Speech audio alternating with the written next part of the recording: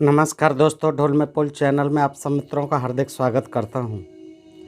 दोस्तों, मुंशी प्रेमचंद जी का नाम तो हमने और आपने सबने सुना है दोस्तों, और उनकी जो है बड़ी अच्छी कहानियाँ, मनोहर कहानियाँ, मज़ेदार कहानियाँ, ज्ञानवर्धक कहानियाँ, सामाजिक कहानियाँ हम सब ने जो है दोस्तों प्राय अपने छात्र जीवन में पढ़ी हैं।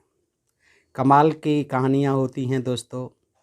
और मुंशी प्रेमचंद जी एक ऐसे साहित्यकार हुए हैं जिन्होंने उस समय की तत्कालीन समाज की तमाम जो है दीन दलित जातियों की, किसानों की, जिनका के शोषण होता था उच्च जातियों द्वारा, ख़ास तौर से ब्राह्मणों द्वारा, उनका जो है बड़ा सजीव और सचित्र वर्णन किया है दोस्तों।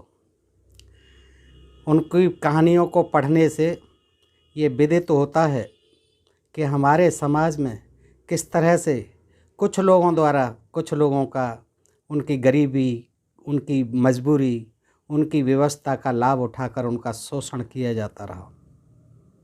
बड़ी बेबाकी के साथ मुंशी प्रेमचंद जी ने उस सामाजिक चित्रण किया है, वो बहुत ही प्रशंसनीय है दोस्तों। आज जो हम देखेंगे सवा सेर गेहूँ, उनकी एक ऐसी कहानी है जो ये हमें ज्ञात कराती है कि मुंशी प्रेमचंद जी के समय में ब्राह्मण लोग भी जो पैसे वाले हो जाते थे, महाजन हो जाते थे, वो भी देखिए किस तरह से जनता का शोषण करने में, गरीब लोगों का शोषण करने में, किसान मजदूरों का शोषण करने में किस तरह से अग्रणी रहते थे, किस तरह से मस्त रहते थे, व्यस्त रहते थे।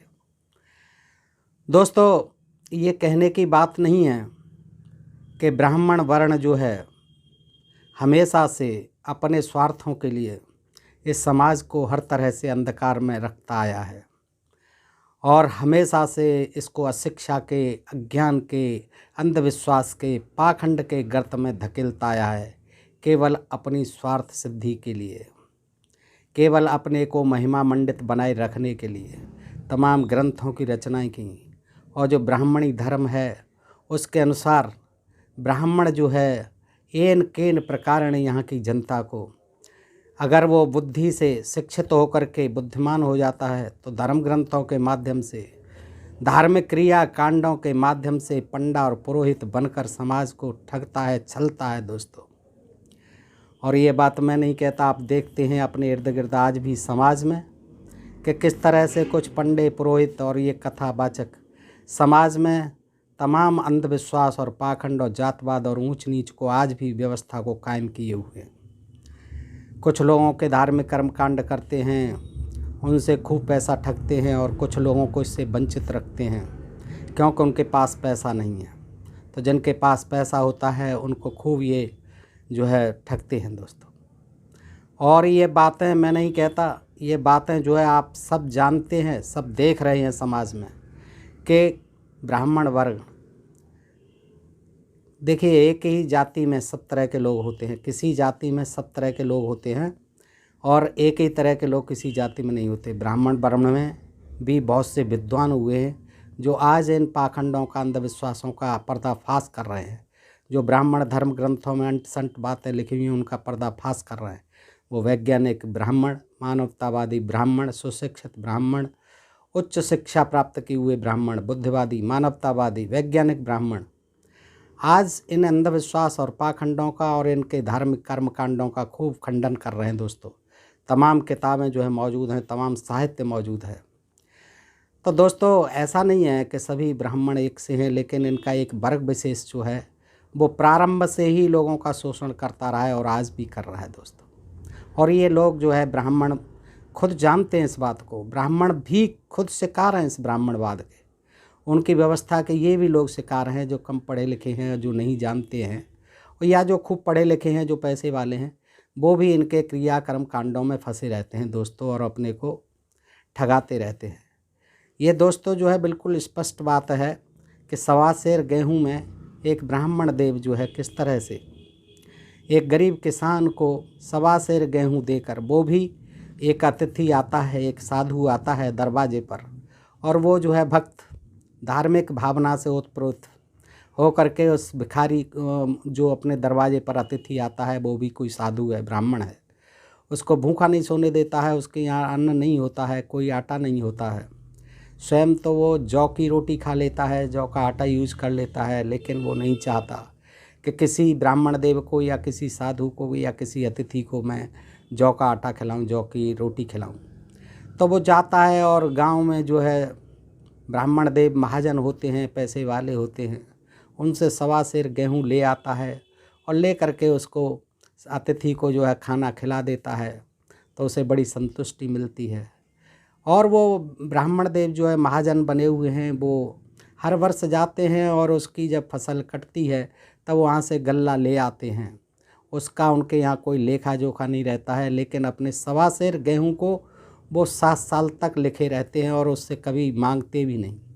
लेकिन एक दिन जब 7 साल बाद मुलाकात होती है शंकर की दोस्तों, तो वो उससे अपना तगादा करते हैं कि तेरा जो है सवा सेर गेहूँ 5 मन हो गया है, लगभग ऐसा ही, और तू कब देगा, नहीं देगा तो तुझे बहुत परेशानी हो जाएगी, अगले जन्म में तुझे देना पड़ेगा और सूद सहित देना पड़ेगा, ये बढ़ता ही रहेगा।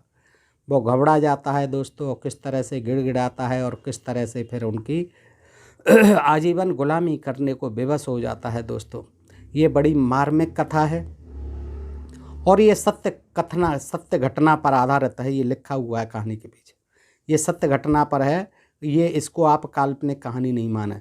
तो इसलिए ये दोस्तों बड़ी मार्मिक कहानी है। आइए सुनते हैं मुंशी प्रेमचंद जी की सवा सेर गेहूँ। दोस्तों, आपसे अनुरोध करूंगा कि इस कहानी को आप पूरा सुनें। किसी गांव में शंकर नाम का एक सीधा साधा गरीब किसान रहता था। वह अपने काम से काम रखता था। किसानों को तो काम से काम रखना ही है, न किसी का लेना न किसी का देना। छल प्रपंच उसे छू भी नहीं पाते थे। ठगे जाने की चिंता न थी, ठग विद्या जानता नहीं था। भोजन मिला खा लिया, न मिला चवैना पर काट दी, चवैना भी न मिला तो पानी पी लिया और राम का नाम लेकर सो जाता। लेकिन जब कोई अतिथि द्वार पर आ जाता था तो उसे इस निवृत्ति मार्ग का त्याग करना पड़ता था। विशेषकर जब साधु महात्मा पदार्पण करते थे तो उसे अनिवार्यतः सांसारिकता की शरण लेनी पड़ती थी। खुद भूखा सो सकता था, लेकिन साधु को कैसे भूखा सुलाता, भगवान के भक्त जो ठहरे। एक दिन शाम के समय एक साधु ने आकर उसके द्वार पर डेरा जमाया। तेजस्वी मूर्ति थी, पीताम्बर गले में, जटा सिर पर, पीतल का कमंडल हाथ में, खड़ाऊं पैर में। संपूर्ण वेश उन महात्माओं का सा था जो अमीरों के प्रासादों में तपस्या, हवा गाड़ियों पर देव स्थानों की परिक्रमा और योग सिद्ध प्राप्त करने के लिए रुचकर भोजन करते हैं। घर में जौ का आटा था, वह उन्हें कैसे खिलाता, बड़ी चिंता हुई। महात्मा जी को क्या खिलाऊं? अंत में निश्चय किया कि कहीं से गेहूं का आटा उधार लाऊं, लेकिन गांव भर में गेहूं का आटा न मिला। उस समय स्थितियां ऐसी होती थीं दोस्तों, गेहूं का आटा जो है, गेहूं बहुत कम पैदा होता था। गांव में सब मनुष्य ही मनुष्य थे, देवता एक भी नहीं था। अतएव देवताओं का खाद्य पदार्थ कैसे मिलता? सौभाग्य से गांव के विप्र महाराज यानी ब्राह्मण देव के यहाँ से थोड़े से मिल गए। उसने सवा सेर गेहूं उधार लिया और पत्नी के पास पीसने के लिए दे दिए। महात्मा ने भोजन किया और लंबी तान कर सो गए। प्रातःकाल वे उठे और किसान को आशीर्वाद देकर चले गए। इस वाकया को गुजरे 7 साल बीत गए थे। विप्र महाजन हुए, विप्र और महाजन हो गए। शंकर किसान से मजूर हो गया। उसका छोटा भाई मंगल उससे अलग हो गया था। एक साथ रहकर दोनों किसान थे, अलग होकर मजूर हो गए थे। शंकर ने चाहा कि द्वेष की आग भड़कने न पाए, लेकिन परिस्थिति ने उसे विवश कर दिया। जिस दिन अलग अलग चूल्हे जले हुआ फूट फूट कर रोया, आज से भाई भाई शत्रु हो जाएंगे। जब अलहदा होते हैं, भाई भाई से अलग होता है, तो दोनों एक दूसरे के शत्रु जैसे हो जाते हैं। तो वही चिंता उसे सता रही है कि आज से अब हम भाई भाई शत्रु हो जाएंगे। एक रोएगा तो दूसरा हंसेगा, और परिस्थितियां कुछ कुछ ऐसी हो जाती हैं आजकल भी दोस्तों। एक के घर में मातम होगा तो दूसरे के घर में गुलगुले पकेंगे। प्रेम का बंधन, खून का बंधन, दूध का बंधन आज टूट जाता है। उसने भगीरथ परिश्रम से कुल मर्यादा का वृक्ष लगाया था, उसे अपने रक्त से सींचा था। उसका जड़ से उखड़ना देखकर उसके हृदय के टुकड़े हुए जाते थे। 7 दिनों तक उसने अन्न की सूरत नहीं देखी थी। दिन भर जेठ की धूप में काम करता और रात को मुंह लपेट कर सो जाता। इस भीषण वेदना और दुस्सह कष्ट ने रक्त ही जला दिया, मांस और मज्जा को धुला दिया। बीमार पड़ा तो महीनों खाट से न उठा। अब गुजर बसर कैसी हो। 5 बीघे के आधे खेत रह गए, 2.5 बीघा रह गया दोनों भाइयों में बंटवारा होके। एक बैल रह गया, एक बैल उसके पास चला गया। खेती क्या खाक होती। अंत में यहाँ तक नौबत पहुँची कि खेती केवल मर्यादा रक्षा का साधन मात्र रह गई। जीविका का भार मजूरी पर आ पड़ा। 7 वर्ष बीत गए। एक दिन जब शंकर मजूरी करके लौटा तो रास्ते में विप्र जी ने टोक कर कहा, शंकर, कल आकर अपने बीज बैंक का हिसाब कर ले। तेरे यहाँ 4.5 मन गेहूँ कब से बाकी पड़े हुए हैं। 4.5 मन हो गए सवा सेर के, और तू देने का नाम ही नहीं लेता। क्या हजम करने का इरादा है क्या तेरा शंकर? यह सुनकर शंकर चकित रह गया। उसने कहा, विप्र जी, मैंने तुमसे कब गेहूँ लिए थे जो 5.5 मन हो गए? शायद तुम भूल रहे हो। मेरे यहाँ किसी का छटांग भर भी अनाज नहीं है, न 1 पैसा उधार है मुझ पर। विप्र जी ने कहा, इसी नीयत का तो ये फल भोग रहे हो कि खाने को नहीं जुड़ता। यह कहकर विप्र जी ने उस सवा सेर गेहूं का जिक्र किया जो उन्होंने आज से 7 वर्ष पहले शंकर को दिए थे। अब उसकी कहानी बताई कि तू एक दिन मांगने आया था, कोई अतिथि आया था, तो मैंने तुझे सवा सेर गेहूं दिए थे। याद दिलाते हैं विप्र जी। यह सुनकर शंकर अवाक रह गया। मन ही मन कहने लगा, हे ईश्वर, मैंने इन्हें कितनी बार खलिहानी दी। खेत जब कटते हैं तो खलिहानी देते हैं ब्राह्मण देव को। इन्होंने मेरा कौन सा काम किया? जब पोथी पत्रा देखने, सायन सगुन विचारने द्वार पर आते थे, कुछ न कुछ दक्षिणा ले ही जाते थे, खाली हाथ नहीं जाते थे। जब भी कोई पोथी पत्रा दे लेकर के आते थे सायन सगुन विचारने, मेरे दरवाजे पर जब भी आते थे कभी खाली हाथ नहीं गए, दान दक्षिणा लेके ही जाते थे। फसल कटती थी तो वहाँ भी खलिहानी लेके जाते थे। इतना स्वार्थ। सवा सेर अनाज को अंडे की तरह सेकर आज यह पिशाच खड़ा कर दिया जो मुझे निगल ही जाएगा। इतने दिनों में अगर एक बार भी कह देते तो मैं गेहूं तौल कर दे देता। क्या इसी नीयत से चुप साधे बैठे रहे? फिर प्रत्यक्ष में बोला, महाराज, नाम लेकर तो मैंने अनाज उतना दिया नहीं, लेकिन कई बार खलिहानी में सेर 2-2 सेर दिया है। अब आप आज 5.5 मन गेहूँ मांगते हैं तो मैं कहाँ से दूंगा? विप्र जी ने कहा, लेखा जो बख्शी 100। तुमने जो कुछ दिया होगा उसका कोई हिसाब नहीं। चाहे एक चीज़ की जगह 4 पसेरी दे दो। तुम्हारे नाम बही में 5.5 मन लिखा हुआ है, जिससे चाहे हिसाब लगवा लो। और दोस्तों, ये हकीकत में होता था। जो पैसे वाले बनिया होते थे गांवों में, महाजन, वो भी ब्याज पर रुपए उठाते थे किसानों का, गरीबों का ऐसे ही शोषण करते थे। उल्टी सीधी ब्याजें लगा करके तमाम बना देते थे। दोस्तों, ये मैंने भी अपनी आँखों से देखा है। तो यही ब्राह्मण देव कर रहे हैं। वही खाते में लिख लिया 5.5 मन गेहूँ सवा सेर का। तो आगे वो कहते हैं कि साहब जो बख्शी 100। तुमने जो कुछ दिया होगा उसका कोई हिसाब नहीं। चाहे एक चीज़ की जगह 4 पसेरी दे दो। तुम्हारे नाम बही में 5.5 मन लिखा हुआ है, जिससे चाहे हिसाब लगवा लो। दे दो तो तुम्हारा नाम छेंक दूँ, काट दूँ नहीं बही में से, नहीं तो और भी बढ़ता रहेगा। शंकर कहता है, महाराज, क्यों एक गरीब को सताते हो? मेरे खाने का ठिकाना नहीं। इतना गेहूँ कहाँ से लाऊंगा? अपने घर में तो दाने नहीं हैं।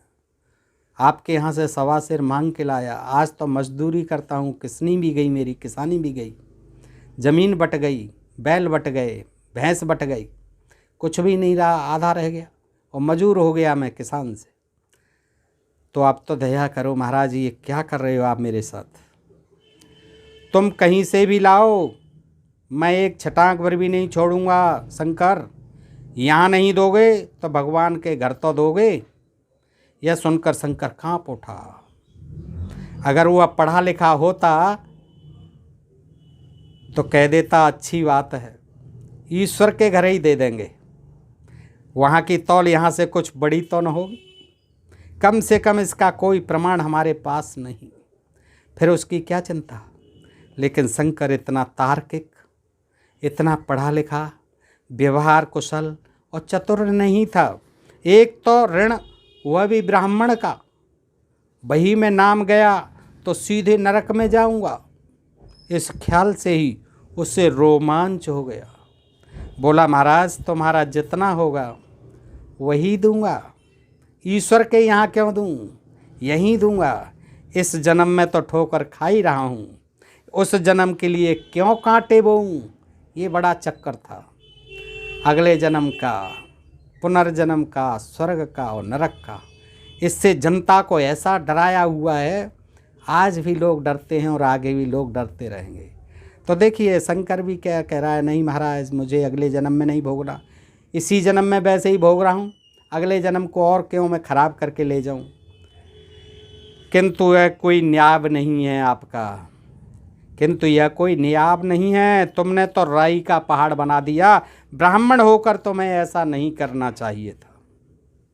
कुछ तो दया करते महाराज, आप तो ब्राह्मण हैं, आप तो धार्मिक हैं, धर्म के ठेकेदार हैं, तपस्वी हैं, संत हैं, ज्ञानी हैं, पढ़े लिखे हैं, वेदज्ञ हैं, तो आपको तो कुछ न्याय करना चाहिए था। ब्राह्मण होते हुए आपको ऐसा नहीं करना चाहिए था।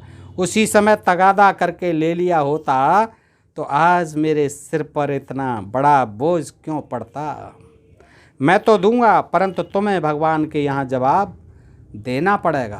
पंडित जी, विप्र मुझे वहाँ का डर क्यों होने लगा? ठीक बात है, मुझे वहाँ का डर क्यों होने लगा, क्योंकि ये तो राम कथा हमारी सब बनाई हुई है, पोप लीला।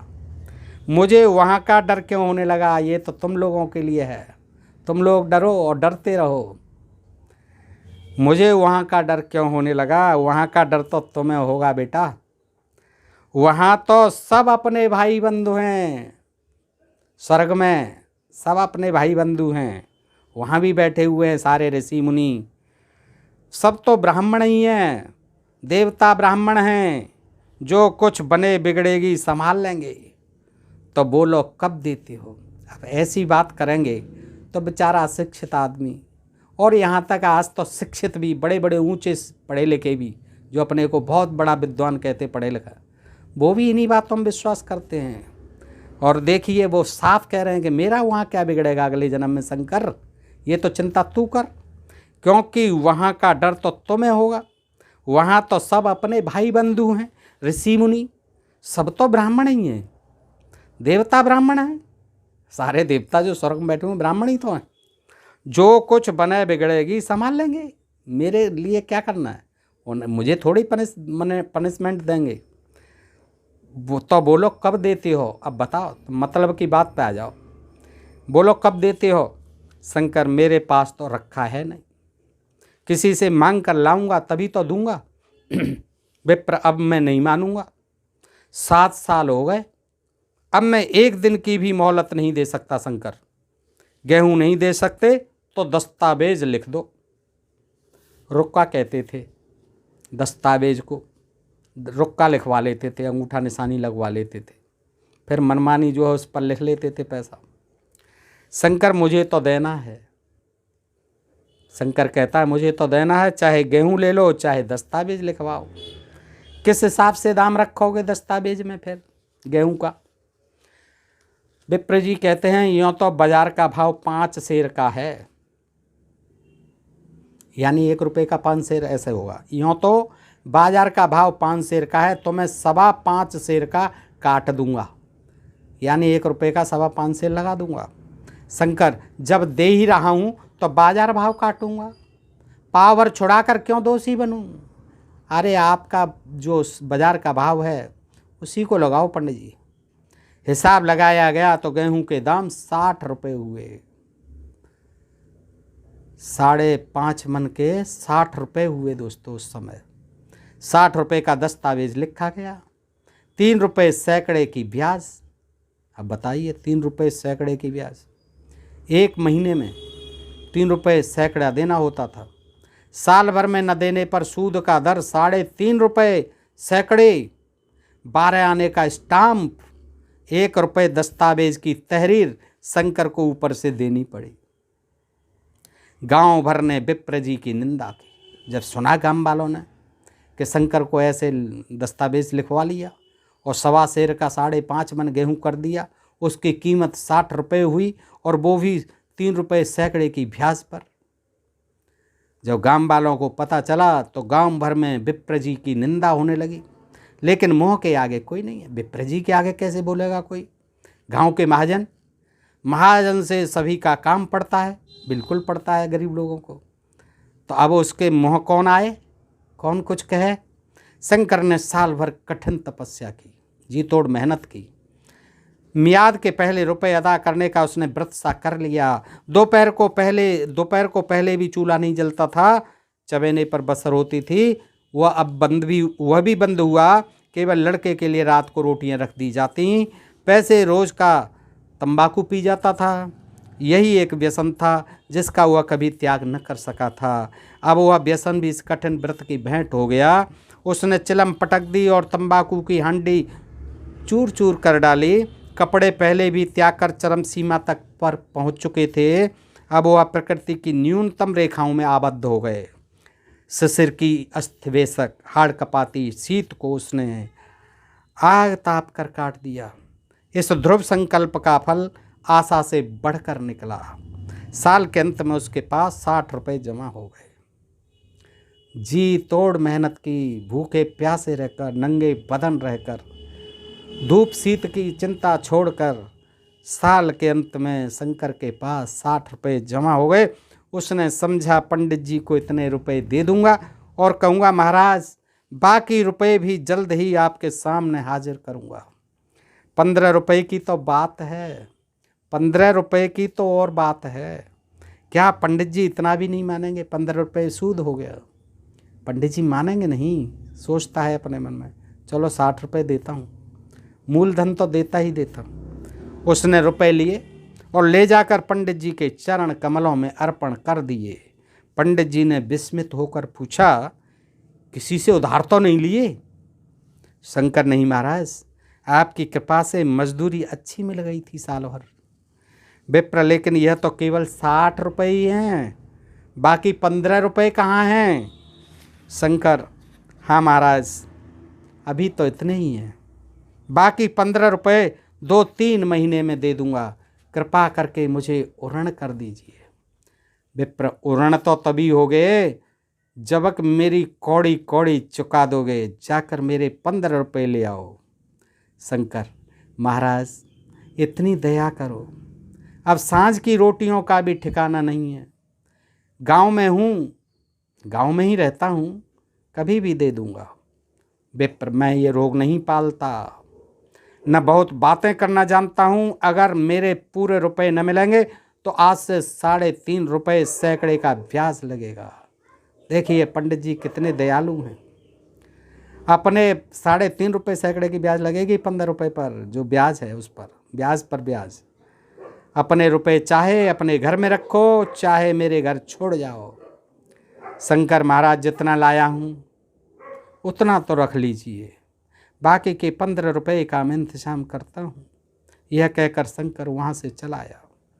शंकर ने सारा गांव छान मारा, मगर किसी ने उसे 15 रुपये नहीं दिए। इसलिए नहीं कि उसका विश्वास नहीं था या किसी के पास रुपए नहीं थे, बल्कि इसलिए कि पंडित जी के शिकार को छेड़ने की किसी में हिम्मत नहीं थी कि अभी दे देगा, मालूम पड़ जाएगा तू कहाँ से लाया, किससे लाया, मेरी ब्याज का धंधा चौपट हो जाएगा, तो उसे भी डांटेंगे फिर। इसलिए किसी भय से, विप्र जी के भय से किसी ने उसे 15 रुपये नहीं दिए। ऐसा नहीं था कि थे नहीं, लोगों पर थे, या उसे देना नहीं चाहते थे, देना चाहते थे। लेकिन अब विप्र जी से झगड़ा कौन मोल ले कि तूने क्यों दे दिए, मेरे तो ब्याज का धंधा चौपट हो गया। शंकर साल भर तक फिर तपस्या करने पर भी जब से ऋण साल भर तक तपस्या करने पर भी जब ऋण से मुक्त होने में सफल न हो सका तो उसका संयम निराशा के रूप में परिणत हो गया। बड़ी उम्मीद करता था कि साल भर तपस्या करूंगा, जी तोड़ मेहनत करूंगा तो 60 रुपये दे करके उर्ण हो जाऊंगा, लेकिन ऐसा नहीं हुआ। 15 रुपये उसके ऊपर ब्याज का चढ़ गया। उसने समझ लिया कि जब इतना कष्ट सहने पर भी साल भर में 60 रुपये से अधिक न जमा कर सका तो अब और कौन सा उपाय है जिसके द्वारा इससे दूने रुपये जमा हों। जब सिर पर ऋण का बोझ ही लादना है तो क्या मन भर का और क्या सवा मन का। उसका उत्साह क्षीण हो गया, मेहनत से घृणा हो गई। आशा उत्साह की जननी है, आशा में तेज है, बल है, जीवन है। आशा ही की संचालक शक्ति है। शंकर आशाहीन होकर उदास हो गया। वह जरूरतें जिनको उसने साल भर तक टाल रखा था अब द्वार पर खड़ी होने वाली भिखारिणी न थी, बल्कि छाती पर सवार होने वाली पिशाचनियाँ थीं जो अपनी भेंट लिए बिना जान नहीं छोड़ती। कपड़ों में चकत्तियों के लगाने की भी एक सीमा होती है। अब शंकर को चिट्ठा मिलता तो वह रुपए जमा न करता, कभी कपड़े लाता, कभी खाने की कोई वस्तु।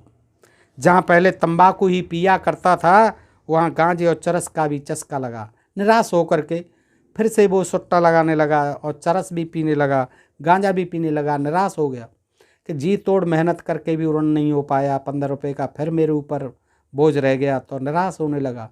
आदमी टूट जाता है। उससे अब रुपये अदा करने की कोई चिंता नहीं थी कि भाड़ में गए और रुपये। मानो उसके ऊपर किसी का एक पैसा भी नहीं था। वह काम करने अवश्य जाता, लेकिन काम पर न जाने का बहाना भी ढूंढता रहता था। इस तरह 3 वर्ष निकल गए। विप्र जी महाजन ने एक बार भी तगाजा नहीं किया। वह चतुर शिकारी की तरह अचूक निशाना लगाना चाहते थे। पहले से शिकार को चौंकाना उनकी नीति के विरुद्ध था। एक दिन उन्होंने शंकर को बुलाकर हिसाब दिखाया। 60 रुपये जो जमा थे वह मिनाह करने पर भी अब भी शंकर के जिम्मे 120 रुपये निकले। लो जी, 15 के 120 रुपये निकले 3 साल बाद। हिसाब देखकर शंकर बोला, महाराज इतने रुपए तो इसी जन्म में दूंगा, इस जन्म में तो नहीं दे सकता। विप्र, मैं तो इसी जन्म में लूँगा। पहले कह रहे थे कि अगले जन्म में देने पड़ेंगे, अब कहते हैं मैं तो इसी जन्म में। जब उसने कह दिया कि अब तो अगले जन्म में दूंगा तो विप्र जी कहते हैं मैं तो इसी जन्म में लूँगा। भूल न सही सूद तो देना ही, मूल न सही सूद तो देना ही पड़ेगा। शंकर, ठीक है, मेरे पास एक बैल और एक झोंपड़ी है, वह ले लीजिए, इसके अलावा मेरे पास और कुछ रखा ही क्या है। विप्र, मुझे बैल बदिया लेकर क्या करना है? मुझे देने को तुम्हारे पास बहुत कुछ है, लेकिन तुम देना नहीं चाहते। शंकर, महाराज और क्या है मेरे पास? कुछ नहीं है, तुम तो हो, आखिर तुम भी कहीं मजदूरी करने जाते हो, मुझे भी खेती के लिए एक मजदूर रखना ही पड़ता है। सूद में तुम मेरे यहाँ काम करो, जब सुविधा हो मूल भी दे देना। सच तो यह है कि अब तुम किसी दूसरी जगह काम करने नहीं जा सकते जब तक मेरे रुपए नहीं चुका दोगे। तुम्हारे पास कोई जायदाद नहीं है, इतनी बड़ी गठरी मैं किस एतबार पर छोड़ दूं?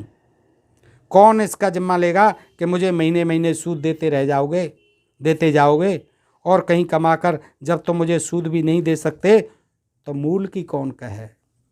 शंकर, महाराज सूद तो मैं काम करूँगा मगर खाऊंगा क्या? सूद में तो काम करूँगा मगर खाऊंगा क्या? विप्र, तुम्हारी पत्नी है, बेटा है, क्या वे हाथ पैर कटा के बैठेंगे? राह में तुम्हें आधा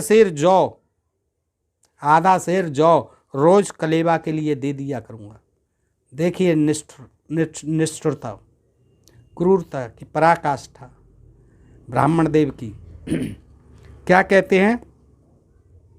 क्या आधा सेर जौ रोज कलेवा के लिए दे दिया करूँगा? और क्या करूँ तेरे साथ? और क्या चाहिए तुझे? यह सच है कि और लोग तुम्हें 6 आने रोज देते हैं। 6 आने रोज की मजदूरी होती थी उन दिनों। 6 आने रोज देते हैं, पर मुझे ऐसी गर्ज नहीं है। मैं तो तुम्हें अपने रुपए भराने के लिए रखता हूँ। अपने रुपए मेरी जो है रुपए चुक जाएं, चुकता हो जाए मेरा ऋण जो है, इसीलिए रख रहा हूँ मैं तुम्हें। शंकर कुछ देर तक तो विचार मग्न चिंता में डूबा रहा, फिर बोला, महाराज ये तो जन्म भर की गुलामी हुई, न चुक पाएंगे और न मैं ऋण हो पाऊंगा आपसे, तो मैं तो आपके यहाँ जन्म भर बंधुआ मजदूर रहूँगा, गुलाम रहूँगा। विप्र, गुलामी समझो चाहे मजदूरी, मैं अपने रुपए वसूल किए बिना तुम्हें नहीं छोड़ सकता शंकर। तुम भागोगे तो तुम्हारा लड़का भरेगा, तुम भागोगे तो तुम्हारा लड़का भरेगा, लेकिन हाँ जब कोई नहीं रहेगा तब बात दूसरी है। जब तुम सब मर जाओगे तो बात दूसरी है। तुम्हारे मरने के बाद तुम नहीं दोगे तो तुम्हारा बेटा देगा। इस निर्णय की कहीं अपील नहीं थी। मजदूर की जमात कौन करेगा, कौन जमानत लेगा मजदूर की? कहीं शरण न थी, भाग कर जाता कहाँ? आखिर मजबूर होकर शंकर ने विप्र जी के यहाँ काम करना शुरू कर दिया। 1.25 सेर गेहूं की बदौलत उम्र भर के लिए गुलामी की बेड़ी पैरों में डालनी पड़ी। उस अभागे को अब अगर किसी विचार से संतोष था तो वह यह था कि यह मेरे पूर्व जन्म का संस्कार है। बस इस पर फिर आदमी अपना जो है मन भर लेता था, विश्वास कर लेता था, भाई क्या करें, हमने पहले जन्म में ऐसे कर्म किए होंगे, उसी का ये परिणाम हम भोग रहे हैं। पत्नी को वे काम करने पड़ते थे जो उसने कभी न किए थे। बेटा दाने को तरसता था, पत्नी को भी बेचारी को काम करना पड़ रहा है, और बेटा भूखा बैठा रहता था। लेकिन अब शंकर चुपचाप देखने के सिवाय और कर भी क्या सकता था।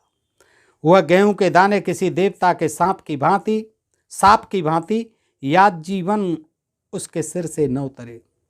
किसी देवता का सांप जैसे नहीं उतरता है, ऐसे ही वह गेहूं के दाने 1.25 सेर उसके जिंदगी भर सिर पर बने रहे, वो आजीवन उसके सिर से नहीं उतरे। शंकर ने विप्र जी के यहाँ 120 वर्ष तक खूब जिया। वो 120 वर्ष जिया और गुलामी करने के बाद इस दुस्सार संसार से प्रस्थान किया।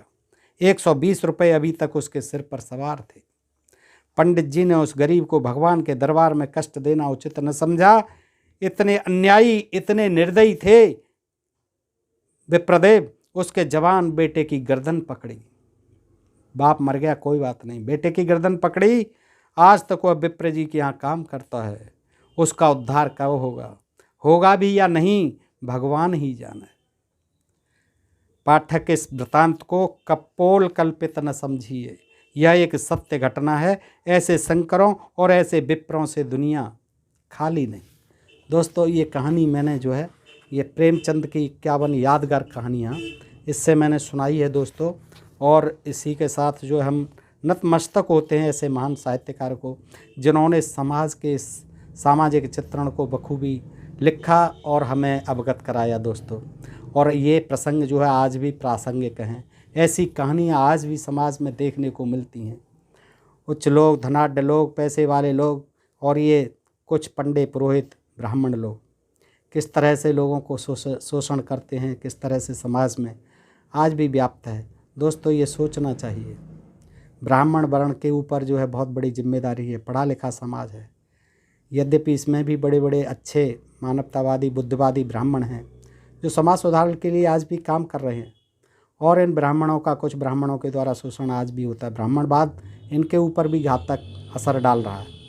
कुछ सीधे साधे सच्चे ब्राह्मण जो है आज भी इनकी कथा कहानियों में उलझे हुए अपने को ठगाते रहते हैं। दोस्तों, ये सोचने का विषय है। आज देश को इन चीज़ों की ज़रूरत नहीं है। आज देश को ज़रूरत है तर्कशील बनने की, वैज्ञानिक बनने की। हमारी शिक्षा जो है वैज्ञानिक होनी चाहिए, बुद्धिवादी होनी चाहिए, जिससे कि हमारा सर्वांगीण विकास हो और हमारा देश सुशिक्षित और वैज्ञानिक देश बने, समुन्नत देश बने, विकसित देश बने। दोस्तों, हम सब खुशहाल हों और ये सब जाति बंधन टूटें और हम में जो असमानता है भाई भाई के प्रति, और एक ही भाई हैं सभी भारत के निवासी, तो उनमें आपस में इस तरह की ऊंच नीच और छुआछूत कदापि नहीं होनी चाहिए। दोस्तों, ये जो है जिस तरह की ये चली आ रही है समाज में विकृतियाँ, ये समाप्त होनी चाहिए। दोस्तों, कैसी लगी ये कहानी? अगर अच्छी लगी हो तो अपने मित्रों को अधिकाधिक शेयर करें और बताएं उन्हें भी कि मुंशी प्रेमचंद जी कितने बड़े साहित्यकार थे। दोस्तों, आज के लिए इतना ही। सुनने के लिए आप सब मित्रों का हृदय से आभार। और आपसे एक ही अनुरोध कि अपने प्रिय चैनल ढोल में पोल को सब्सक्राइब करते रहें। नमस्कार, जय हिंद, जय भारत दोस्तों।